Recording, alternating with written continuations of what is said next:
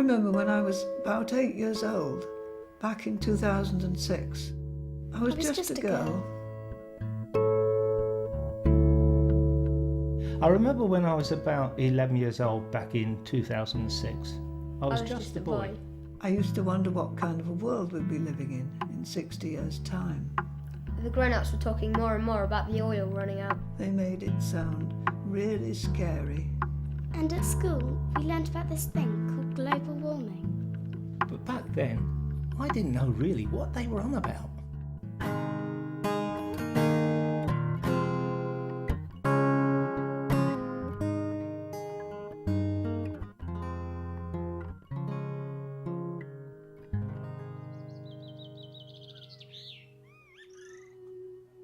I just heard the word transition and immediately a light bulb went off in my head. The power of the transition movement is already in its name. The great thing about the transition movement is it's so positive, it's doing positive things. It's a grassroots thing. It's something that you and I can get involved with. Very much focused on your own place and ground and where you are, and this is where you need to take care of and build relationships and sort the world out from. It's about not waiting for anybody else to fix things for us. It's about getting on with things ourselves. And it is actually addressing the issues that are going to increasingly come to dominate our world, which is namely energy and resource depletion and global warming.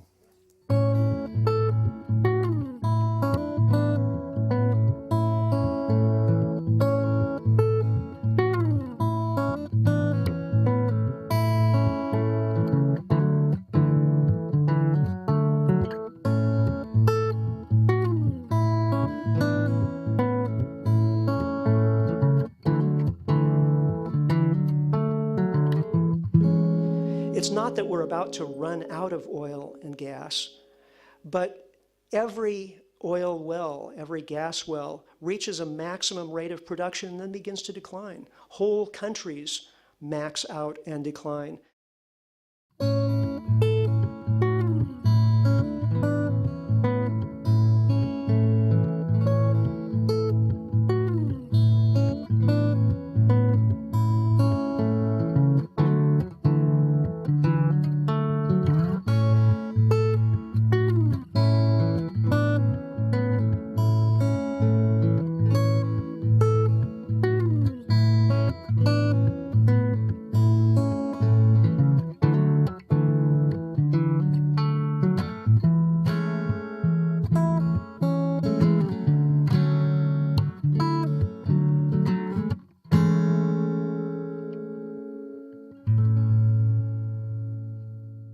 Fossil fuels have been an enormous economic boon, but they've created all sorts of problems, including climate change, dependence on foreign sources, oil wars, pollution of water and from fertilizer runoff and petrochemicals, acid rain killing forests, on and on and on. If we can do this one thing, if we can reduce our consumption of fossil fuels and phase them out, we can solve all of those problems at the same time.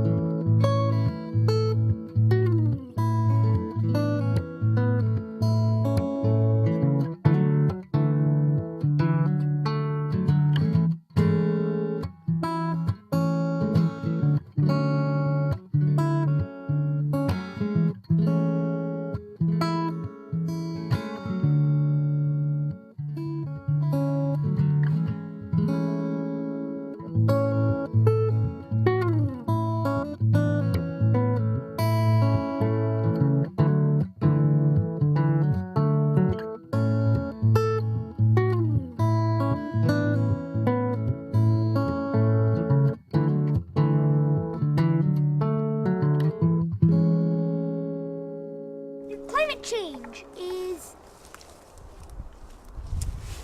caused because we are releasing carbon dioxide into the air. The sun comes in and warms the Earth's surface.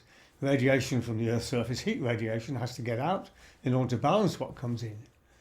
But it's blocked on the way out by what we call greenhouse gases. That's water vapour, carbon dioxide and methane are the most important. Carbon dioxide is one of the major greenhouse gases. 200 years ago, you see, we began to burn coal and oil and gas. That increased the amount of carbon dioxide in the atmosphere. Carbon dioxide absorbs this radiation. It's like a blanket over the Earth's surface, keeping it warm. If you increase the thickness of the blanket, it gets warmer. We don't know it, but the weather is becoming more and more unpredictable, just because we're releasing carbon dioxide into the air.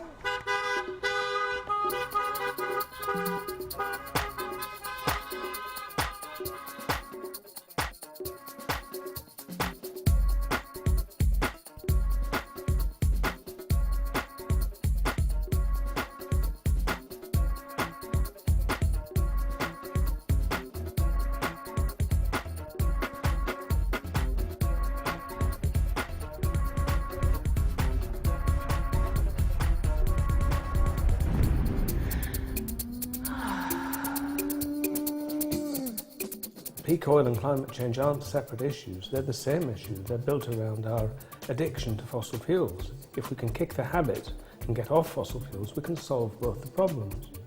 Evidence is that if we begin to descend the amount of carbon that we release within 100 months, we can avert catastrophe. People were very slow to change at first. No one wanted to think, no more cars, planes or apples from the other side of the world. Imagine that, apples from the other side of the world. But we all did our bit, and things started to change. It was amazing, just being part of it.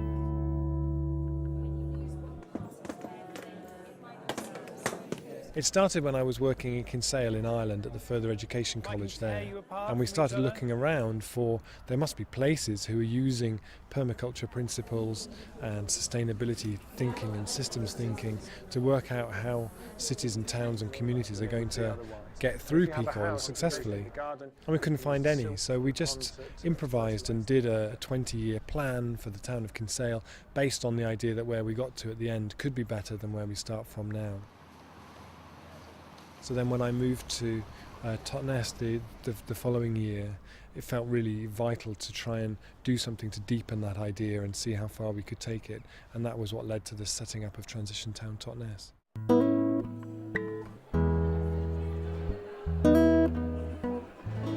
Welcome, Rob.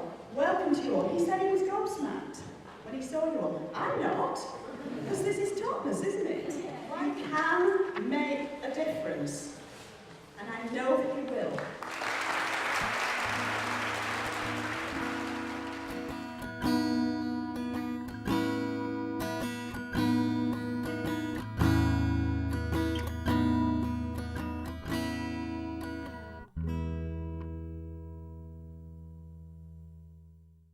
It's called the transition movement. It's about transitioning out of your current lifestyle to help the local economy and protecting the environment along the way. CBS 4's Molly Hughes looks at this growing trend. You may be making small steps into transition and not even know it. It can begin with simple changes like switching to energy-efficient light bulbs, recycling more, turning down the thermostat a few degrees, composting, eliminating plastic, using reusable grocery bags, and taking the bus when possible. The transition movement has a place for everyone. So far in New Zealand, just a handful of towns are taking the idea seriously. We went to one, Raglan in the Waikato. Here's Mihinarangi Forbes. Welcome to Soulscape, motel accommodation in Raglan. What makes it different is the way it's powered. This section is off the grid, and we've installed solar hot water systems and stuff. There's a stream on our back boundary. We gravity feed it to just down there, and then we do have to pump it up here for our water supply. Phil McCabe is changing his whole business into one that doesn't rely entirely on oil. We don't need to draw from anywhere else to be where we are. life with dramatically lower energy consumption is inevitable. At a public meeting a year ago, McCabe put forward the idea that Raglan should minimise its oil dependency. It fuelled genuine change. So when will the price of oil get too high for you? And when it does, how will you fill your car, warm your house or put food on your table? Here in Raglan, they're not waiting to find out. They're coming up with their own ideas for renewable energies. This is one of New Zealand's transition towns.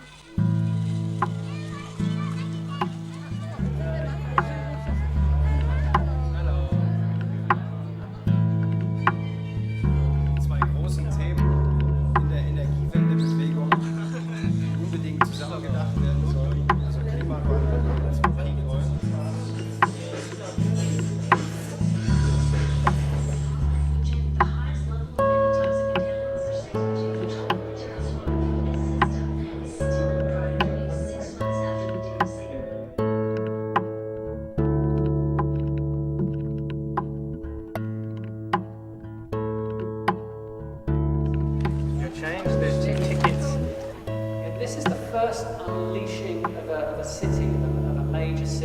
Yeah, it was fantastic. We, 1st of October, we had 400 odd people arrive in the biggest hall we could find in Norwich.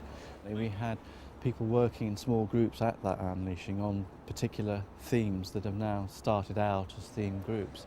So we were very pleased because it drew in a very wide range of people. It drew in people who were involved in existing groups, and it drew in new people. So it did everything we wanted it to do, really. The structure of this meeting was absolutely amazing because people were centred around, they could immediately share their experiences, share ideas, become involved more proactively. I think it's just a wonderful way of conducting a meeting, and it was very inspiring. We were talking about how a lot of people our age are really excited about learning to drive and how we don't really want to learn to drive right now because we want to not become reliant on like cars and things. And it's really nice to interact with the wider community and to talk to the elders and to meet people who have lived in this part of the country for so many years. So I feel so frustrated and worried and disillusioned with politicians and what's going on and the inaction about what's happening in the world. So it's really heartening for me to be here and see that actually people are prepared to do something. So, and I'm really pleased that I'm in Norwich now. I thought the turnout tonight was absolutely amazing. I think there were nearly 400 people here, and that's huge. I have to admit, it was a lot more than I was expecting. I was dead impressed with the organisers, and it makes me optimistic that something's really going to happen here.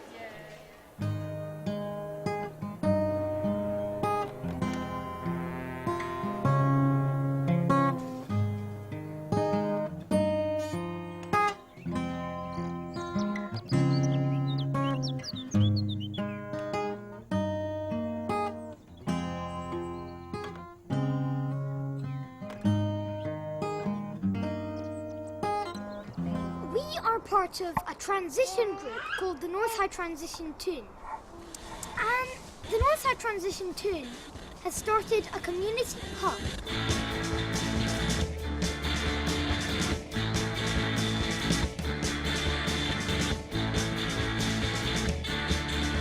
People need to be living in community. You don't want you over here and your best friend way over here. You want you here and your best friend here, basically. The beginning of a dream, really, to turn our local village hall into a zero carbon hall. It was about 8 months ago that a few of us were in this hall, and the feeling was really different. It was our first public event as a transition group, and it was really like, oh, what are we doing? We're stepping out into this public arena, and we don't know what the response is going to be. We don't know what people's reaction's going to be. And I remember that sense of trepidation, like we're going public. We'd only just had a few meetings in our living room with some friends and neighbours, just feeling our way, and then it was like this first public thing. But we did it. You can join a transition group, or if there's not one in your area, you can just start one.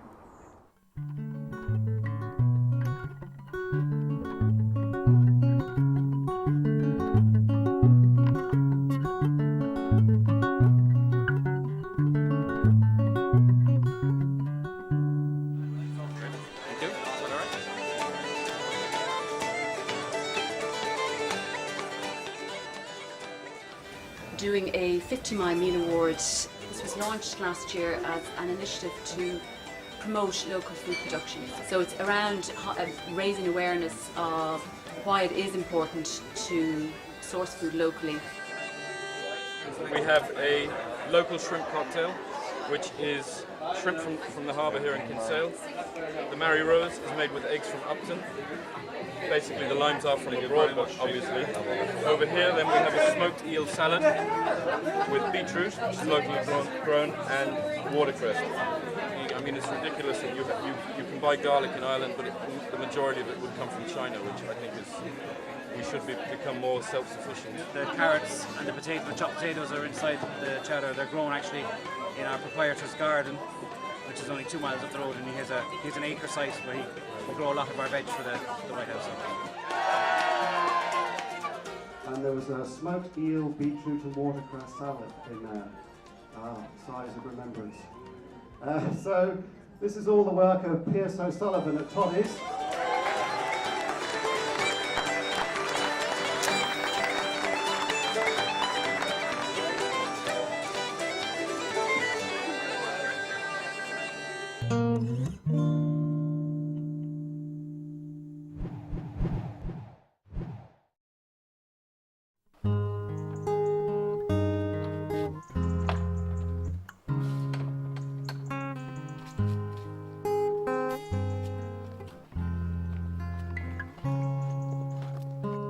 Garden shed project means that people who don't have land and don't have any garden space are matched together with people who have garden space that they don't use in Totnes. And the idea is for it to be a long-term growing community relationship and commitment, really helping us kind of get back more into the habit of sharing our space and sharing our resources and learning that we are utterly interdependent. So I've moved your leeks that were here. Good.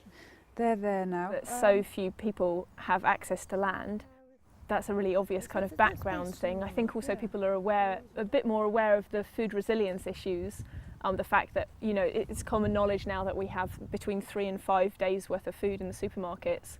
I think also food prices have been going up, so people are really interested in growing their own food, and they can really easily grow their own salads. There's no packaging, there's no food miles. I think, you know, people have started thinking more about those kind of issues and eating in season and things.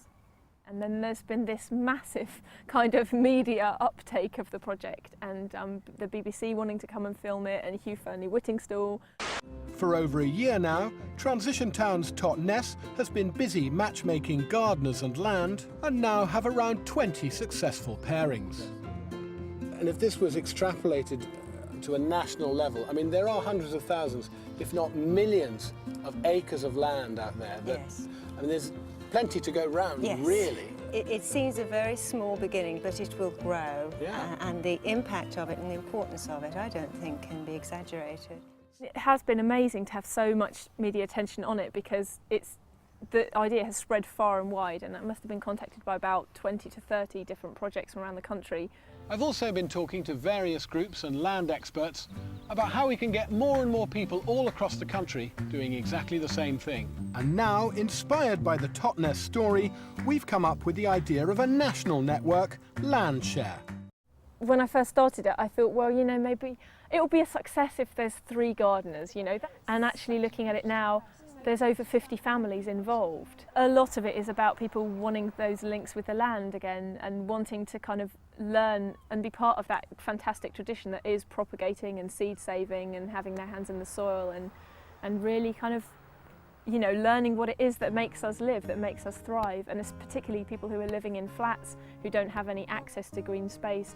It's absolutely lovely to be able to know that there's a little patch of land where you could just go and sit and be surrounded by your flowers and vegetables and watching the butterflies go by.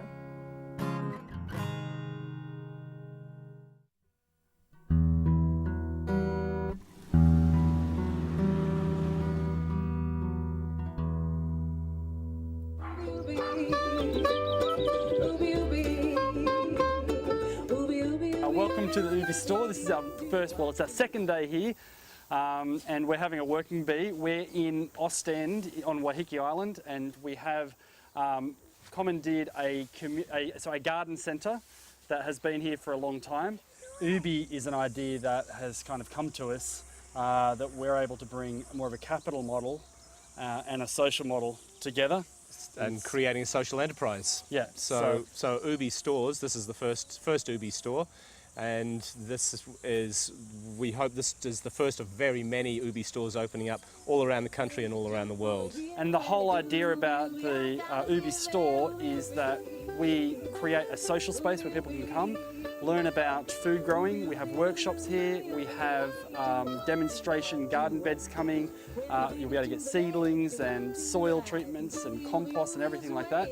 So we're creating a one-stop food grower shop for everyone on the island to get into food growing. And Ubi stands for out of our own backyard. So it's a very cool little acronym that says everything that we want to say.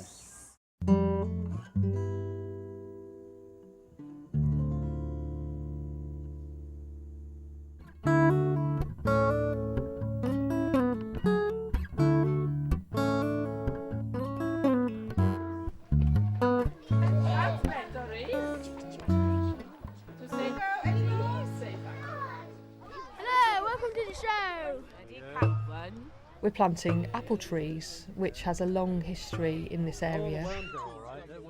You'll struggle to find a local apple, that's for sure. I know the local deli sells them sometimes. Somebody brings in a basket of apples and they go just like that because people want them. 100 years ago, there were over 100 orchards in the area around Llandilo, and now there's probably about 7, so we've got a lot of catching up to do. The gardens here will now become a part of the curriculum and the outdoor learning environment, teaching the children about sustainability, about their future, and about the community and about involvement of everybody. It's about getting involved in my community. It's about kind of putting my fear into something more positive. It's a way in, it's below the radar, it's not political, it's a really practical project, it's not a talking shop, it's about getting people to do it. Transition has been really good because it's taking that fear and the need to withdraw and take care of your nearest and dearest and looking at your local community and thinking actually without them we wouldn't survive anyway. So let's get in there and do something with them, and you know, if we all pull together then something really useful might happen and there might be a future that's worth living for our children. Before the transition, people were just trying to make ends meet, not change the world. But we had to do something. People came up with all kinds of ways to make small changes. Everyone had a part to play, something to give, something to contribute. We didn't know if it would make a difference, but it didn't stop us trying.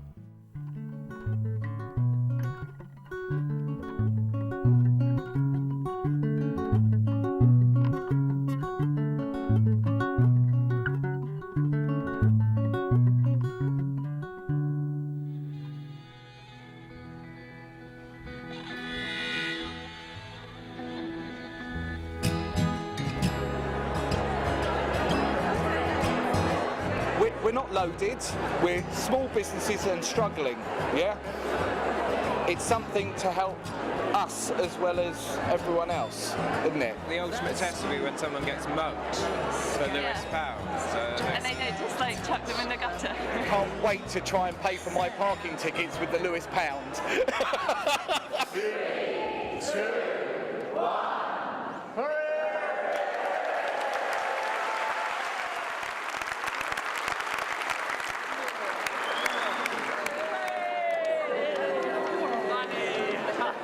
Well, the Lewis pound is a local currency, and so the idea is if you think of a community as being like a big leaky bucket and money pours into it from all different places, from grants, from pensions, from wages or whatever, it comes into our economy, and then most of it just pours out of the holes in the bucket. Every time you shop in a supermarket, 80% of that money leaves. So you have a national currency which just pours through our communities. Whereas if you have a local currency, this is the Totnes pound, this is the currency that I've been involved in, it can't leave, it bounces off the side of the bucket.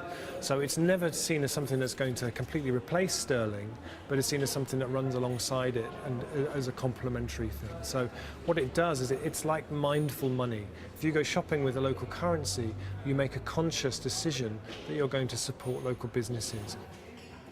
Our initial print run was 10,000 Lewis pounds, and they were sold out within 3 days of the launch. And the reason for that primarily was collectors.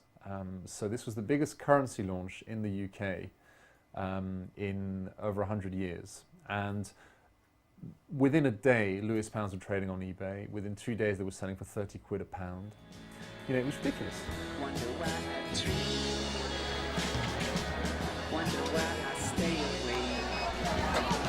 Because it's not officially money. Okay, it hasn't got the Queen's head on it, and it is not a legal tender. In other words, there's no obligation for anyone to take it in. What it is, but don't tell this to anyone, it's a voucher. The idea behind the Lewis pound is to strengthen the local economy and raise awareness about the importance of local trade and local supply. It helps support our local traders. It keeps them in business when everyone's going to Tesco's. The second thing is to reduce our carbon footprints because local supplies tend to be sourced more locally, none of the flying around in jets all across the world. We have this silly situation where we end up buying beans from Kenya when we're perfectly able to grow beans here. There's an imbalance in trade between the global markets and the local markets, and we focus far too much on the global markets, which we need for a lot of things. We need them for healthcare, we need them for technology, we need them for industrial manufacture, all of those things. But we don't need them for a lot of other things. And if we just find the right balance between what can be done locally and what needs to be done globally, then I think we've got the basis for a local and global economy that can work together for the benefit of the planet and its people.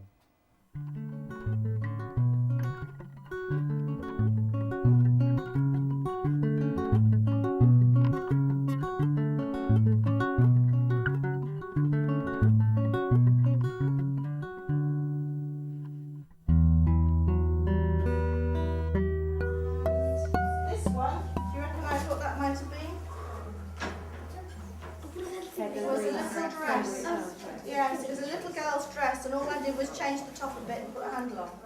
We've been to the charity shops and we've brought with us a lot of items of clothing, and we've also bought fabrics from curtains and the kind of fabrics that people have lying around at home. And the aim is to show them the bags that we've made and encourage them to think creatively about what kind of bag they could make out of any of these materials. And it's a privilege to see a child learning a skill from another adult, not its parent. And I think that's all part of developing a sense of community. That's it, yeah. Now see if you... Yeah, try not to pull it too tight. One of the things that really impresses me is, as I look around this wonderful crowd of people, is how much communication there is going on.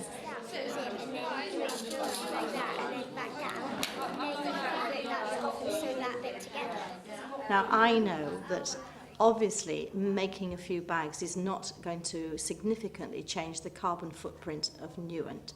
However, for me, there's something about refinding some of the connections that perhaps we used to have in our more local communities. So all ages meeting together, and here we have that, and all ages communicating and responding to each other in ways that often in our very busy lives we don't have time to do.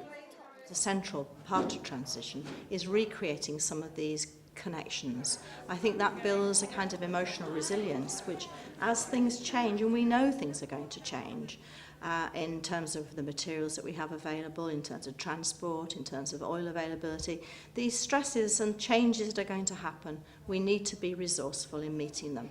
And the great strength that we have is our relationships and our communities. And I think this bag workshop again shows how people can come together and be creative, and also, of course, get a tremendous amount of pleasure out of it. There's a lot of laughter as well.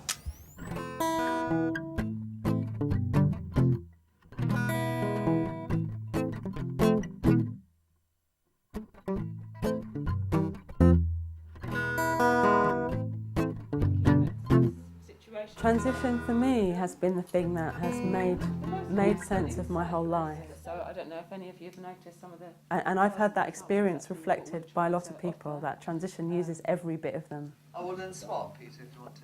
Yeah, we often ask the groups who come on our training what it is about transition that really attracted them. It's permaculture with knobs on.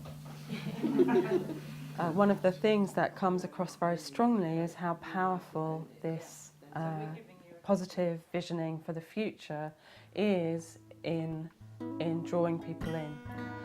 And for me, that's one of the most powerful things that any of us can do at this time. Close your eyes and imagine, what would your community look like if you had the future that you really want for your children? What would that look like? What would it feel like? What does it taste and smell like? What are you eating?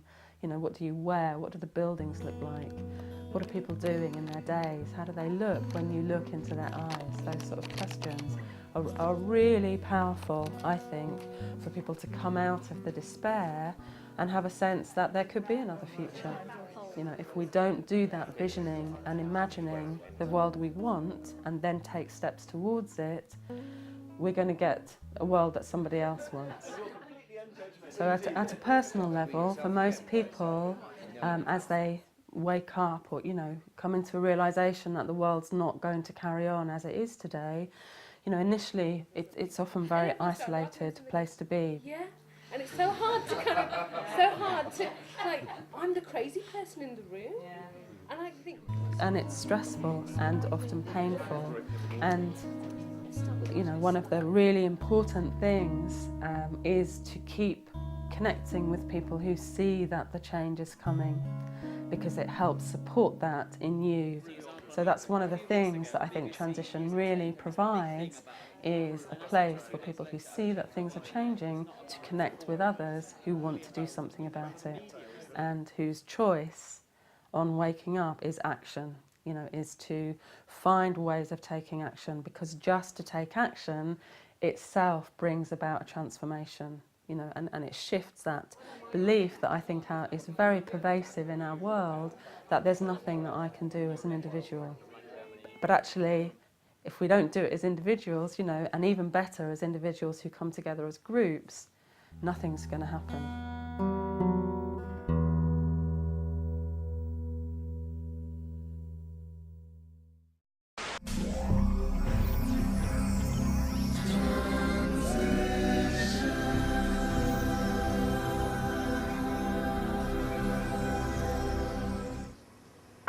Welcome to TNS News, Totnes News Station. I'm your lead anchor, Colin Parker, and tonight's top stories. Coldest weather since records began, way back in 1802. We go over to our weather reporter, Donald Carter, for more information. We definitely wanted the ideas to be coming from them and to be a genuine expression of what they'd learned, what they discovered. As soon as you introduce the idea of the future, a lot of what comes up in kind of collective consciousness in a way is images of hoverboards and aliens, and so it took a little bit of kind of guidance. Recently there's been rumours that a group of fat middle-aged men have been found inside the castle. They've been using small children, many as young as 8, with plastic forks to be digging for oil that has been found underneath the castle. There's been a very bad amount of oil in this country for the past 20 or so years, has it? People told stories about their schools, about celebrity culture, all sorts of wonderful, wild ideas.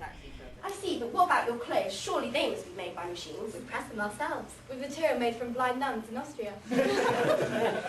To envision something positive, we show the possibility of how it could be different and then find ways of moving towards it. And that feels absolutely essential to what Transition Tales was about the power of storytelling, really.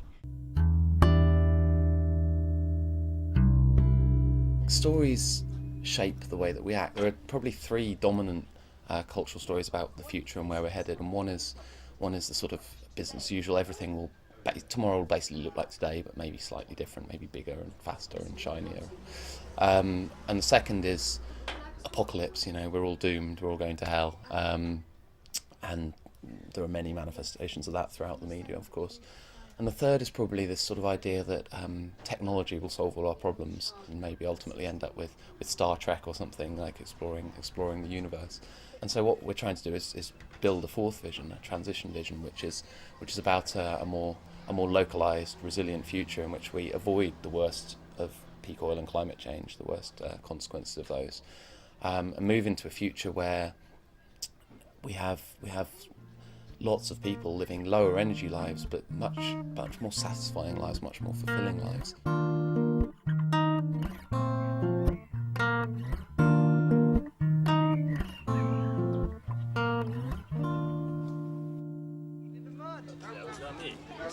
Jamie Kirk. That was Jamie Kirk.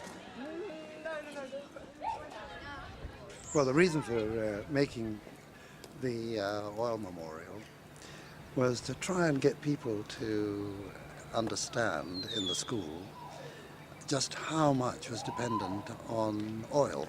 The children were going by and I'd say, what's plastic made of? And they'd say, plastic. And I say, yes, no, but what is plastic made?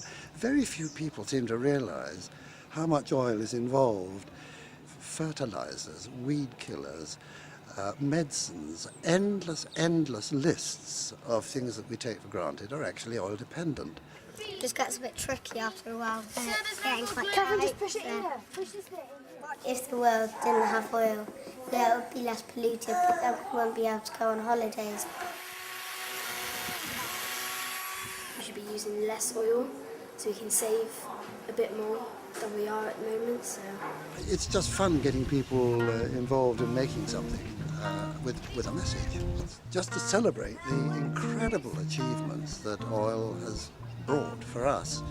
Then to turn it into a memorial to say goodbye to it.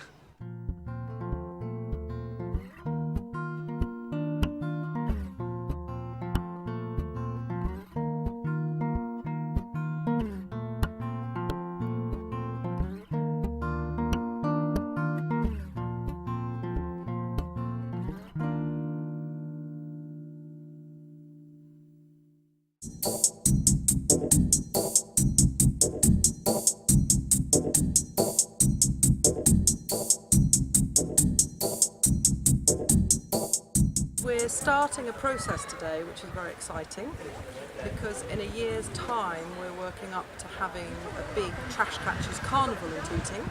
We're using recycling as a metaphor to enable people to start to reimagine their relationship with their community, with the planet.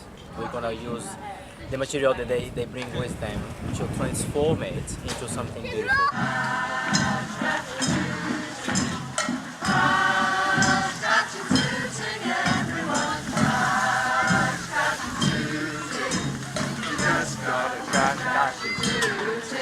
What you're seeing here and seeing now, people who never really thought about the environment, people who not really looked at their own faith and all the faiths in Tooting, look at the scriptures and teachings of the various prophets.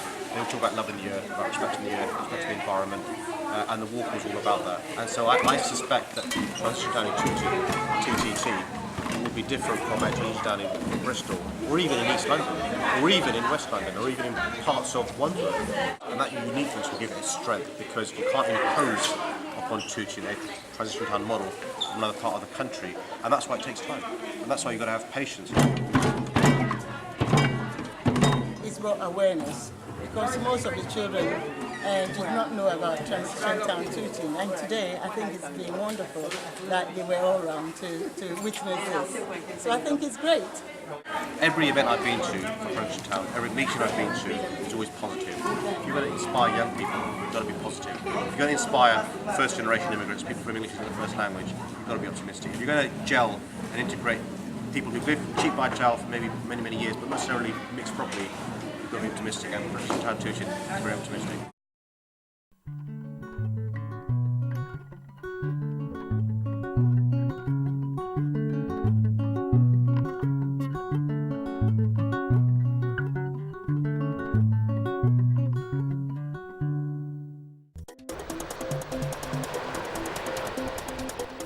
I've been involved with Transition Penwith down here in West Cornwall for the last 2 or 3 years. We operate a fleet of electric cars and vans which we've been using in different projects. Cornwall's a big tourist destination, so hopefully get people to arrive by more sustainable means, namely the train, and then use an electric vehicle while they're here for part of their transport and for their daily excursions. Electric cars are very efficient because for the energy you put into them, most of that energy gets translated into movement. In a normal car, like a petrol car or a diesel car, you lose a lot of the energy as sound, as heat. A modern diesel engine may get to sort of 50% efficiency, so you're losing half the energy that's contained in the fuel. Electric cars can be about 90%. The effective CO2 emissions of the car based on dirty energy, so that's from coal, from gas-fired, etc. This is still only half the emissions of a comparable car. But having said that, there's no point using these cars unless you're going to use green energy, unless you're going to use renewable energy. So while these cars are very efficient, very clean, it's not just a case of let's replace all the cars out there with electric cars and we've solved the problem. It's a case of, okay, let's try to avoid driving solo, try and fill the car up, car share, but then also, kind of think a bit more about what kind of journeys you're making and, try and consolidate all those errands and all those sort of frivolous trips into one journey. What I think is powerful about the transition movement is it's starting to bring together people who have got the right ideas, that have got the vision to do the right thing, if you like. But it is quite a young movement, and so there is a certain lag. Frustratingly, there is a certain lag in making some of these ideas a reality. But what I think is really powerful is that the powers that be, the councils, the government, are starting to appreciate that the transition movement, and more importantly, the people within it, because that's what is the most powerful thing, that they're starting to make a lot of sense, and so it's starting to become what was maybe only 18 months ago a very transition idea is starting to be very much more mainstream.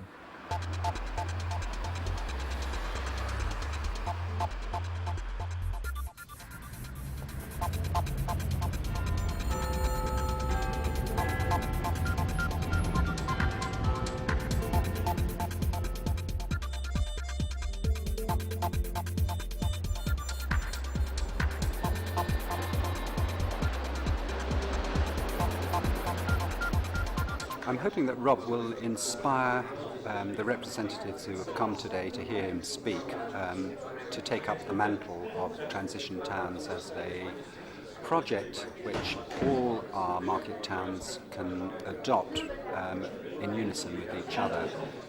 We're moving from a time where our consumption of fossil fuels, be it oil or gas, is the key factor in our economic success, our sense of well-being, our personal prowess, to a time when our dependency on fossil fuels is our degree of vulnerability. That's the key message, I think, for today. The whole sense of a town being in transition from what it is today to what it could become tomorrow in terms of resilience is the thing that really captured my imagination and made it exciting for me. This idea of resilience is really important. So resilience is the ability of a community or an individual or a settlement or a nation to withstand a shock from the outside. How do we design into our towns and settlements and cities the ability to adapt and change quickly and to become much more responsive to what's happening around them? This is the town of... What we've really developed so far is the transition bit, which is the grassroots model, the bottom-up model. So it's fascinating to start really exploring what it looks like when a local authority starts to come the other way. And then really you start to move to what actually local democracy was always intended to be about, where the community is driving things, making decisions, having a vision, driving things forward, and the local authority's role is to facilitate and enable that. Actually, there is the potential in this to create something really quite extraordinary. And there is potential within addressing these issues for an economic, social and cultural renaissance, the likes of which we have never seen. There's something about the transition idea which is really sticky, and it sticks itself onto all kinds of different things, and you see that all over the place, just people get it and they go, oh, I see, oh, okay. This is a process which acts as a catalyst. This isn't a process that comes along with all the answers in a little box and opens up the box and just gets them all out. This is a process that you start and you catalyse, and you have no idea where it's going to go or what's going to come out of it. What does a local authority look like whose development plan for the next 20 years is based on the end of the age of cheap oil, on cutting carbon by 9% a year like we actually are going to need to? What does that look like? It's an enormous question, but what's really exciting is today I think we've sowed the seeds of people starting to ask those questions. A council can sort of endorse something and then it goes from being alternative and hippie and slightly subversive to actually becoming mainstream, and I think that's our role, is to sort of say this isn't weird stuff, this is something which makes sense. And actually if you can change your quality of life and reduce the amount of time you spend travelling and and all those things. I think there are so many other benefits, and this needs to be mainstream. I think what we've decided is, first of all, some policies to embed transition towns into everything that we do. So it's double underlining the idea of transition towns in every action. North Norfolk should not be either flat, flooded, or forgotten. And I think today we've put it back on the map, and we're going to make sure that it isn't any of those three. I think that the work that local authorities are doing, the work of the Transition Towns movement, all that work is incredibly important. It's incredibly important in itself because it makes people in local areas change the way they live, change their area for the better. But it is also important because it signs people up and gets them involved in a bigger idea. We all have to pull closer together and work with each other, because I think there's a lot of isolation. A lot of people are quite isolated and quite scared, and I think, you know, it's the whole war spirit. You know, we'll all pull together and we'll get through this together. It's an extraordinary time to be alive. It's the most exciting, terrifying time of great opportunity, and I feel that there are doors opening in the world, and that whatever we can imagine individually and as groups, as communities, whatever we dare to imagine, it is really possible now. And now it's 2066. I feel really proud. Extraordinary, and there is potential within extraordinary, and there is potential within addressing these issues for an economic, social and cultural renaissance, the likes of which we have never seen. There's something about the transition idea which is really sticky, and it sticks itself onto all kinds of different things, and you see that all over the place. You know, just people get it and they go, oh, I see, oh, okay. This is a process which acts as a catalyst. This isn't a process that comes along with all the answers in a little box and opens up the box and just gets them all out. This is a process that you start and you catalyse, and you have no idea where it's going to go or what's going to come out of it. What does a local authority look like whose development plan for the next 20 years is based on the end of the age of cheap oil, on cutting carbon by 9?